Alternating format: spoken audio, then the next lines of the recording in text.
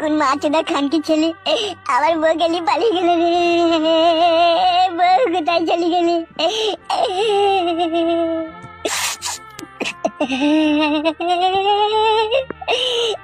আর আমি আমার বউকে পাবো না।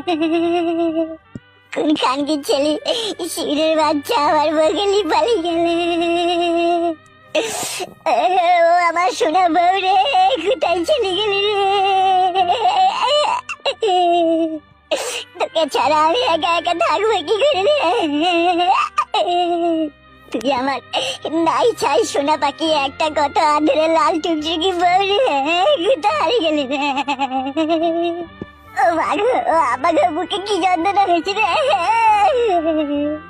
ও ভগবান, আমি বউ হারানোর যন্ত্রণা কি করে সহ্য করবো কি করি গো? ভগবান,